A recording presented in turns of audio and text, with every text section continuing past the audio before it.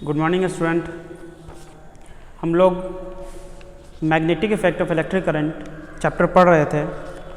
पिछली क्लास के अंदर अब तक हम लोग ने क्या क्या पढ़ लिया, तो हमने इंट्रोडक्शन देख लिया था। अब तक इंट्रोडक्शन देख लिया था। उसके बाद मैग्नेटिक फील्ड के बारे में हम लोगों ने पढ़ लिया है। मैग्नेटिक फील्ड लाइंस के बारे में हमने पढ़ लिया है। हमने प्रॉपर्टी के बारे में पढ़ लिया, property of magnetic field line, इसके बारे में पढ़ लिया है। और इसके बाद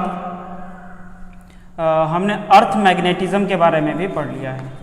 अर्थ मैग्नेटिज्म। तो ये सारे टॉपिक अब तक हम कवर कर चुके हैं। आज हम लोग पढ़ने जा रहे हैं magnetic effect of current. Topic है कि कैसे हमने ये साबित किया कि करंट जो कंडक्टर से फ्लो करता है तो उसका मैग्नेटिक इफेक्ट होता है। Magnetic effect of current.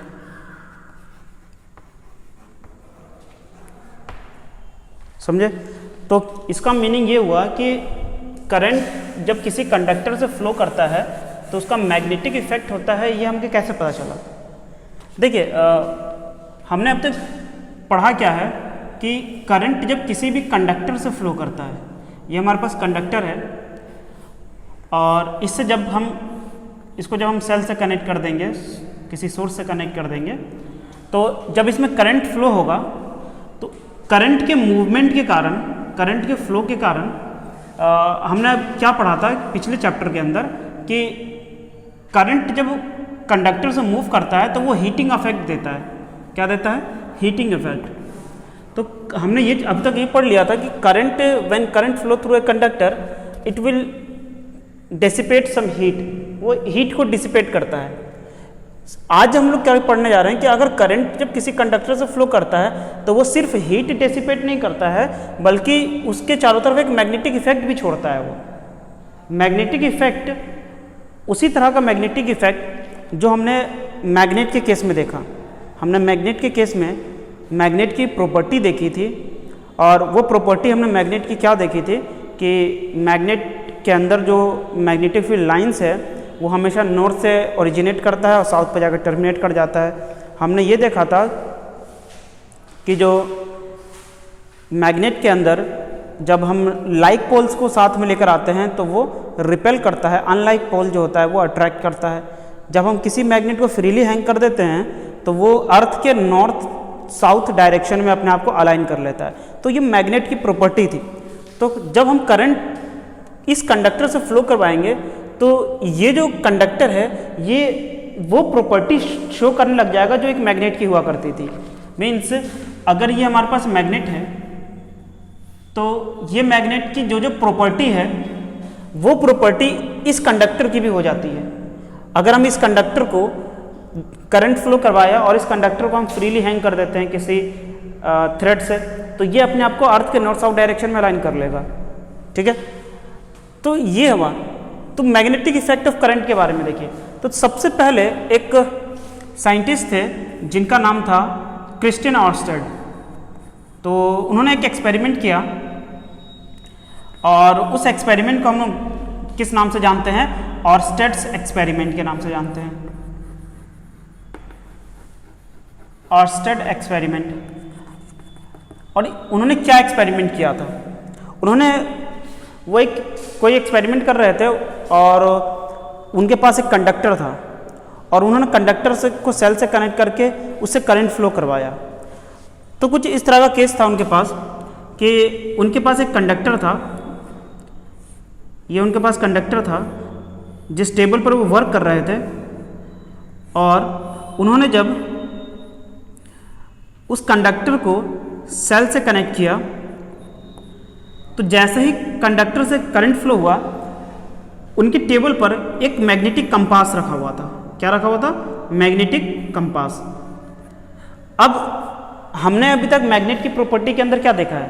हमने मैग्नेट की प्रॉपर्टी के अंदर ये देखा है कि मैग्नेट एक दूसरे मैग्नेटिक मटेरियल को अट्रैक्ट करता है। ठीक है? या फिर उसको रिपेल कर देता है। अगर लाइक पोल होगा तो रिपेल कर देगा। अगर ये मैग्नेट है तो ये मैग्नेट मूव कब करेगा? ये मैग्नेट कब मूव करेगा? जब इसके पास कोई दूसरा मैग्नेट ला के रखा जाए। ये हम लोग जानते हैं, क्योंकि जब मैग्नेट ला के रखेंगे, या तो ये वाला, जब मान लो ये मैग्नेट है, तो जब मैं इस कंपास के पास लेके जाऊंगा तो ये जो इस मैग्नेटिक कंपास के अंदर जो नीडल होता है वो भी मैग्नेट का ही बना हुआ होता है। तो इस मैग्नेट को या तो अट्रैक्ट कर लेगा या रिपेल करेगा। तो जब अट्रैक्ट करेगा या रिपेल करेगा तो इसके अंदर मूवमेंट तो आएगा, चाहे अट्रैक्ट करे या रिपेल करे, मूवमेंट आ जाएगा इसके अंदर। अगर मैग्नेटिक कंपास के अंदर कोई मूवमेंट आता है तो ये हमको ये इंडिकेट करता है कि इसके पास कोई ना कोई मैग्नेट है।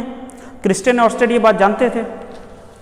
तो जैसे ही इस कंडक्टर से करंट को फ्लो करवाया तो उन्होंने देखा कि टेबल पर जो मैग्नेटिक कंपास था उसके अंदर डिफ्लेक्शन आ गया, और उसके अंदर जो डिफ्लेक्शन था वो किस डायरेक्शन में आया? वो डिफ्लेक्शन इस डायरेक्शन में आ गया, डिफ्लेक्शन। तो ये जो डिफ्लेक्शन उनकी कंपास के अंदर उन्होंने नोटिस किया, तो उनको समझ में ये बात नहीं आई कि ये क्या हो रहा है, क्योंकि पहले तो पता नहीं था कि करंट कैरिंग कंडक्टर मैग्नेट बन जाता है। तो उन्होंने सोचा है कि शायद कुछ हो रहा है, तो उन्होंने अपने एक्सपेरिमेंट को चेंज किया इसको कंफर्म करने के लिए। और एक्सपेरिमेंट को चेंज कैसे किया उन्होंने? उसी कंडक्टर को उन्होंने कनेक्ट किया सेल के साथ, लेकिन अब सेल की पोलैरिटी चेंज कर दी। सेल की पोलैरिटी पहले पॉजिटिव इधर था, नेगेटिव इधर था, उन्होंने अब इसकी पोलैरिटी चेंज कर दी और पॉजिटिव डाउनवर्ड कर दिया, नेगेटिव अपवर्ड कर दिया। इस तरीके से उन्होंने कर दिया। तो जब पोलैरिटी चेंज करेंगे तो करंट का डायरेक्शन चेंज हो जाएगा। तो करंट इस डायरेक्शन में, इस तरीके से करंट का मूवमेंट शुरू हो गया। जब करंट का डायरेक्शन चेंज हुआ, अब जो मैग्नेटिक नीडल था उसके अंदर उन्होंने देखा कि डिफ्लेक्शन का भी डायरेक्शन चेंज हो गया। अब ये चीज़ उनके लिए नई चीज़ थी, तो उन्होंने इस एक्सपेरिमेंट के बेसिस पर कुछ कंक्लूजन निकाला। और सबसे पहला उनका कंक्लूजन यही था, इस एक्सपेरिमेंट के बेसिस पर उन्होंने कुछ जो है कंक्लूजन निकाला। और उनके एक्सपेरिमेंट का कंक्लूजन क्या था? तो उन्होंने कंक्लूजन, सबसे पहला कंक्लूजन ये निकाला कि अगर करंट के मूवमेंट के दौरान मैग्नेटिक कंपास के नीडल के अंदर डिफ्लेक्शन आ रहा है, दैट मीन्स कि current carrying conductor behave like a magnet, कि जब किसी कंडक्टर से करंट मूव कर रहा है तो वो मैग्नेट की तरह बिहेव करने लग जाता है। और ये उनका पहला कंक्लूजन था। तो पहला कंक्लूजन क्या था? करंट कैरिंग कंडक्टर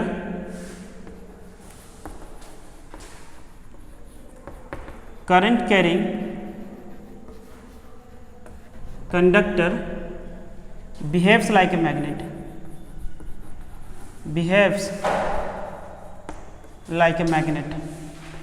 तो करंट कैरिंग कंडक्टर मैग्नेट की तरह बिहेव करता है। ये पहला कंक्लूजन था। सेकंड कंक्लूजन उनका क्या था कि अब इस वाले केस में देखिए कि मान लेते हैं कि 5 एम्पियर करंट फ्लो हो रहा है, ठीक है। तो अगर 5 एम्पियर करंट इसमें फ्लो हो रहा है तो इसके अंदर कुछ डिफ्लेक्शन आएगा। और अगर हम करंट के स्ट्रेंथ को बढ़ा देते हैं, 5 से 10 एम्पियर कर देते हैं, तो ये जो डिफ्लेक्शन है वो और बढ़ जाएगा। तो उन्होंने ये चीज़ देखा कि करंट के स्ट्रेंथ को बढ़ाने से जो डिफ्लेक्शन है वो इंक्रीज कर रहा था। तो उन्होंने सेकंड कंक्लूजन निकाला कि if we increase the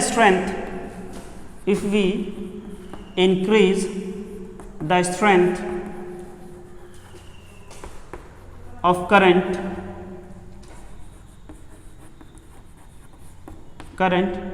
the deflection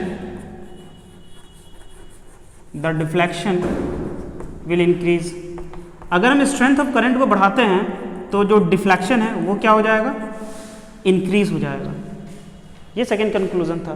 third conclusion कि अगर हम करंट के डायरेक्शन को चेंज कर देते हैं, अगर हम पोलैरिटी को चेंज कर देते हैं, करंट के डायरेक्शन को चेंज कर देते हैं, तो जो डिफ्लेक्शन का डायरेक्शन भी क्या हो जाएगा? चेंज हो जाएगा। तो if we change polarity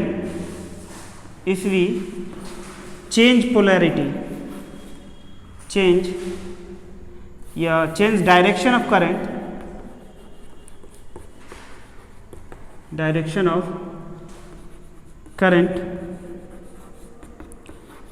direction of deflection also changes, direction of deflection also changes. ये कंक्लूजन जो है क्रिस्टियन ऑस्टेड ने निकाला, और ये एक बहुत बड़ा एक्सपेरिमेंट था, और इस एक्सपेरिमेंट के बेसिस पर जो दुनिया में जो चेंजेस आया वो आप नोटिस करिए कि इस एक्सपेरिमेंट के बेसिस पर जो चेंजेस आया।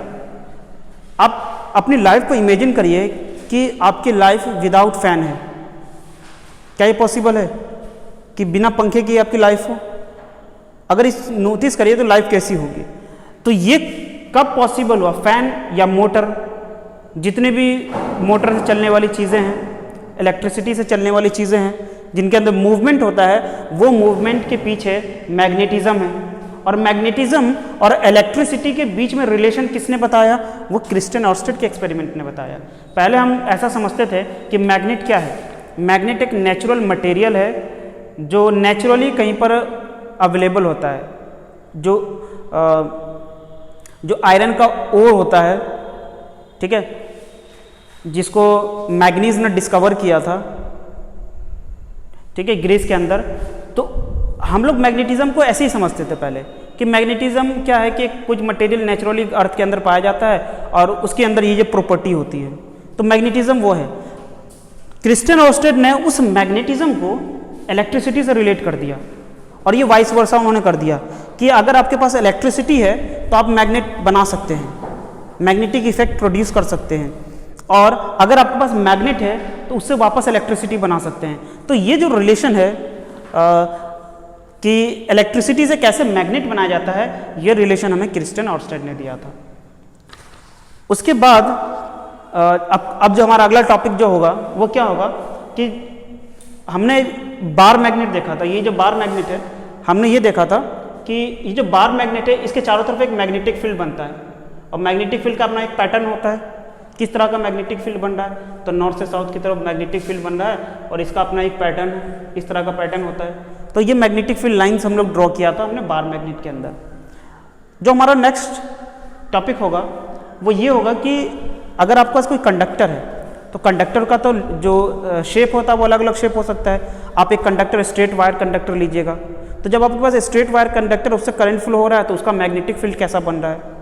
उसके बाद उसी वायर को अगर आप थोड़ा सा घुमा कर ऐसे सर्कल बना देते हैं, लूप बना देते हैं, तो उसके अराउंड में मैग्नेटिक फील्ड कैसा बनेगा। उसके बाद उसी वायर को अगर नंबर ऑफ टर्न्स लपेट देते हैं तो उसका मैग्नेटिक फील्ड कैसा बनेगा। तो जो हमारा टॉपिक है हम इसी मैग्नेटिज्म के बारे में बात करने वाले हैं कि डिफरेंट ओरिएंटेशन पर कंडक्टर के किस तरह का मैग्नेटिक फील्ड बनेगा, नॉर्थ पोल कैसा होगा, कैसे हम लोग नॉर्थ पोल को आइडेंटिफाई करेंगे, और उसके बाद हम लोग फोर्स के बारे में बात करेंगे। Thank you.